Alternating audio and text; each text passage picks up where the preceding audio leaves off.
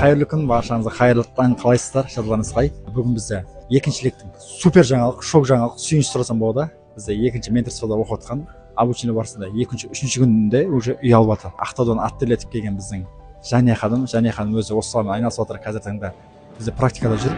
Шүкір, Жәния ханымның потенциалын көріп бук.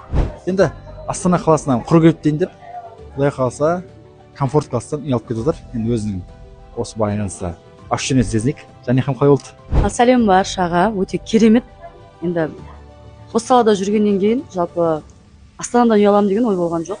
Өзімнің планым бойынша негізінде Алматы қала тұрады. Маған Астана бұйырған екен. Әр қазақ үйлі болуға лайықты, әр қазақ үйлі болу керек деп айтамын. Жалпы обучение барысында қалай отыр сізге? Білетін ақпараттарыңыз қалай отыр? Білімнің жағы қалай отыр? Мен өзім бұл обучение ұзақ уақыт жазып, обучение ашылғанда өте қуанған адаммын. Екінші обучение ашылды деген бойдан сапарға жазып, сапардың 3 күн звоногын күтіп, директке жазып, сапарды звондатқан қызбын. Обучение күшті. Біз енді ол салада біраздан жүрсек те, тағы бір білімімізді толтырайық деп келіп отырған адаммын. Бір адамның істегенін бір адам істейді деп айтамын. Сондықтан қорықпау керек. Бұл жерде сосын шыдамдылық, төзімділік керек деп айтамын. Мен миымда сенбей жатыр ғой. Менторство барысында осындай нәрсе үй алып жатқан адам біз үшін өте керемет сезім. Баршаңызға осындай сезім жұғысты, құтты болсын.